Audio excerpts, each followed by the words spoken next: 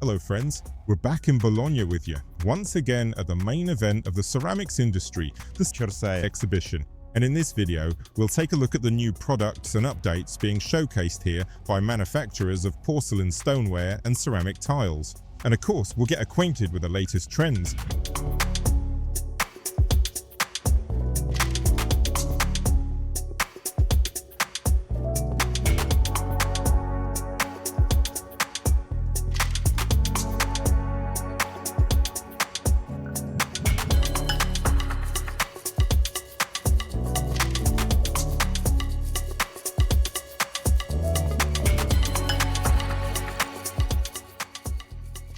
As for textures, it's worth noting that the travertine hype has subsided a little. Nevertheless, many companies have presented quite interesting interpretations of this truly versatile stone, both in longitudinal and cross-sectional cuts. It's also worth mentioning that even travertine slabs have now been designed to transition seamlessly from one to another. But while the travertine trend is fading a bit, breccia's making a comeback, and in absolutely different forms and a wide variety of colour schemes, which is certainly pleasing. Marbles, of course, haven't gone anywhere either, and it's also worth paying attention to the abundance of optical effects there. This includes adding a metallic sheen to the veins, a bit of shimmer, and of course, absolutely stunning surfaces. Whereas before, each manufacturer typically offered 3 surface finishes, now there are 6, 7, even 8 different finishes, which not only create optical effects, but also address practical concerns such as slip resistance. Personally, I really like the move towards super matte surfaces, which, in my opinion, look very sophisticated. I also find the shift in focus towards stones and textures like sandstone quite appealing. That is, we've seen quite a number of different dunes, and there is a certain logic to this, which fits in with the colour trends because sandy shades, ochre tones, and terracotta hues remain popular. But there is also a definite movement towards coffee and chocolate shades, both in natural textures and in coloured tiles. The cement and concrete trend made a comeback at the last show, and in 2025 it is continuing to develop further. We saw quite a large number of cement finishes, and they were quite varied, with different effects once again. Some with very deep relief, others with optical effects, as well as interpretations of reinforced mesh, craquelure, cracked cement surfaces, micro-concretes, micro-cements, and even traces left by a notched trowel. It gives the impression that the tiles either haven't been laid yet, or perhaps have already been removed. And a special place in current aesthetics is occupied by very minimalistic stone surfaces, that is, those imitating the stones of northern lands. That includes Belgian stone, some Scandinavian variations, and English stone. All in all, even Burgundy stone also looks quite minimalist.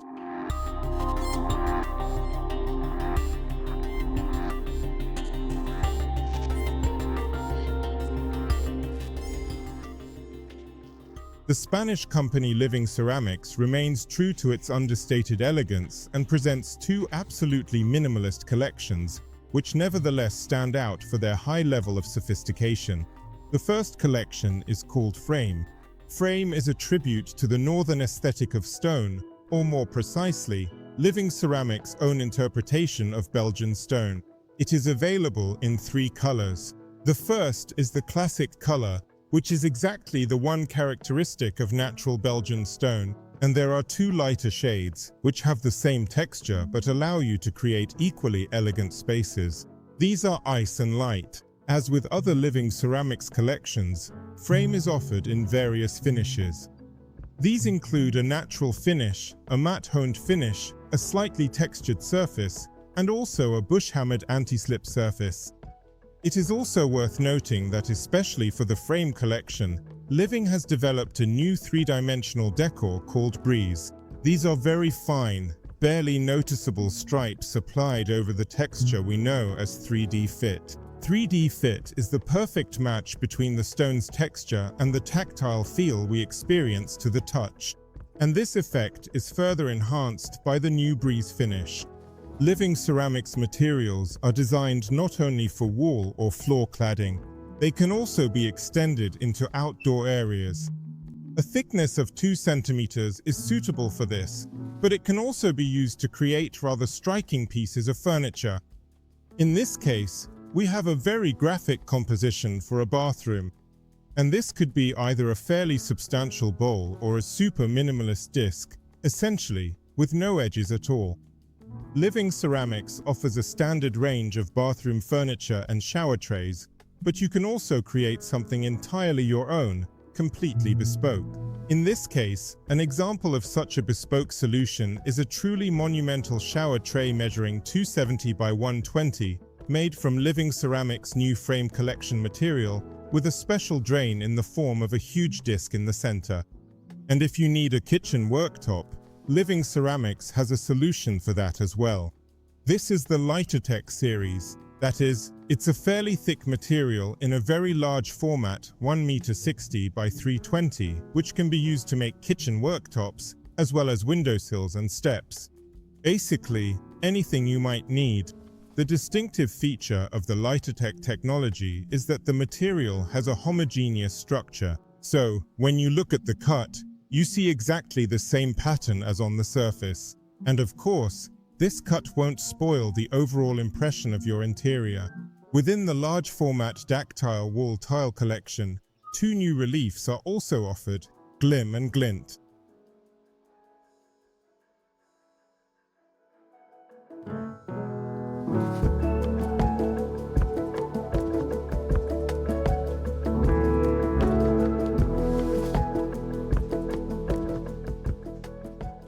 The second collection is called Steel, and steel is an imitation of a cement surface.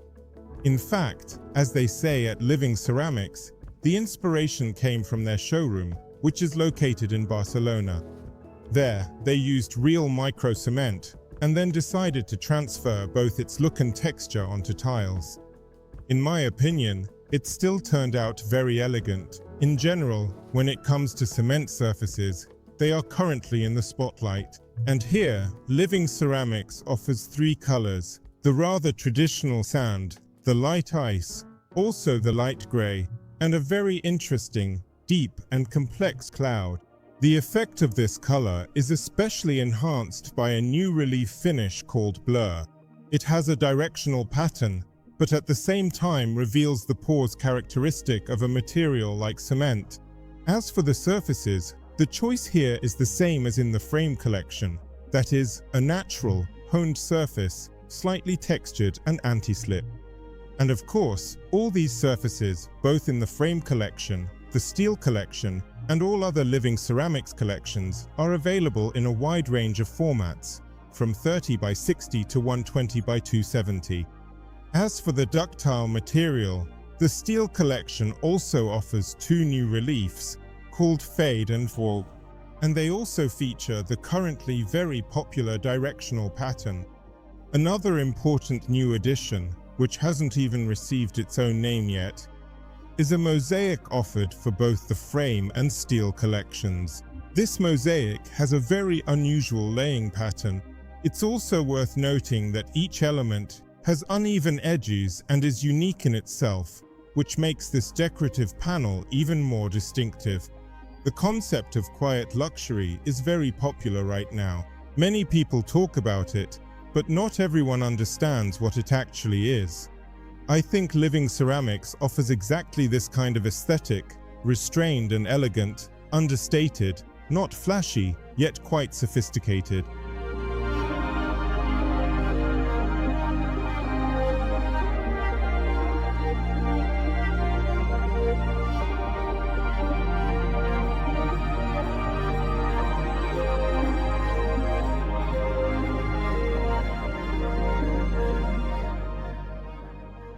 Another important point regarding textures is that there isn't a single direction, imitation or interpretation, far acceptable. In fact, there's not even a division by manufacturer. Within a single manufacturer, there are lines going in both directions. I really like interpretation, the synergy of different materials within the surface of a single ceramic slab, for example, some creative take on natural materials. It looks really great. And of course, it looks especially impressive when the interior is designed with a total look concept. And for this, there are plenty of different solutions on offer. Firstly, each collection offers a huge number of formats. There are separate solutions offered for the walls and separately for the floor. And of course, the super large, giant ceramic slabs, which can be used to make countertops and furniture elements, support this concept. Moreover, in these very same textures, there's a huge range of decorative tiles available, which, by the way, are also sold by the square meter. These are three-dimensional decors, which can have either a directional pattern, such as lines, fluting, reading, or various grooves in the form of a chevron, or the imprint of tweed fabric. All of this adds visual variety to any given interior. If by this point you're thinking that everything is just the same old grey beige, boring and practical as always, that's not the case. There is definitely colour in ceramics, and you'll find it with those manufacturers who focus on creating ceramics in its original true form, that is, as ceramic tiles, primarily glazed ones. There are general colour trends there. Again, let's not forget about this sandy terracotta palette. It's still relevant and will remain in demand for quite some time. But it's also worth mentioning the complex greens, those ambiguous shades. Sage remains popular here, just as it is in interior design, in residential interiors. And I really liked that many manufacturers introduced new products in complex shades of blue. These include dusty blue, sky blue, some cooler tones, or, on the contrary, warmer ones. And by the way, at times there were even some wine shades, which made a very striking appearance this year in Milan.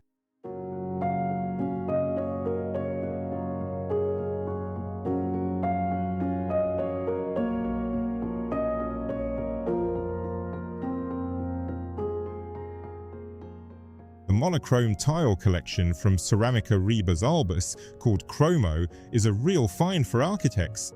There are 32 colours on offer here. 32 very complex, interesting shades with names that are simply inspiring. Here you'll find carnation, cayenne pepper, wool, oyster, and many other stunning names. But what's also impressive is the modularity of this tile. The new feature at this show is the 30 by 30 format. Hexagons in 2 different sizes have also been added. There's also a very interesting 10 by 20 tile with a groove down the middle. So when you lay it and grout it, you get the look of 10 by 10 tiles joints. There are also various elongated brick-shaped tiles, for which Cerámica Rabalbes has always been renowned. These include 6.5 by 25, 10 by 30 and 10 by 20 formats.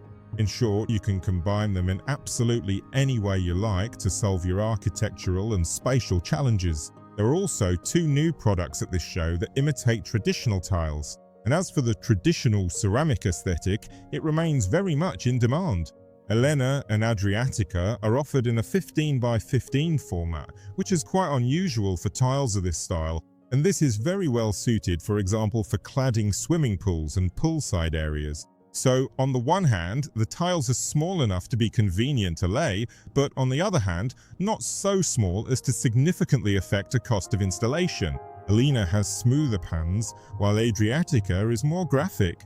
And here too, they've done a great job with the naming, because Elena is a reference to Hellas. Accordingly, the designs are named after Greek cities, and Adriatica, naturally, features the names of cities along Italy's Adriatic coast. And these 2 collections also pair very well with the new products for wall installation, for wall cladding. This is the quartz collection, which, as the name suggests, imitates the texture of this stone, but in a handcrafted interpretation. This handcrafted quality is emphasized by the large number of different faces or graphics. There are 44 design variations for each individual tile. As a result, your eye simply won't be able to spot any repetition. The same applies to the island collection. It features a watercolor texture. In other words, these are watery streaks in very delicate pastel shades, but naturally in a more marine, green-blue palette.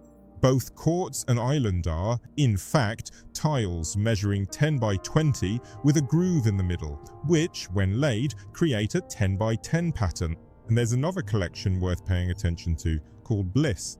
This is an entirely new format for Cerámica Rabalbes. It's 6.5 by 20. Quite unusual. Fairly slim, but not overly long. which in many cases can also be very convenient, especially in terms of installation and creating a special atmosphere. Again, that handmade artisanal feel that is characteristic of true tile craftsmanship.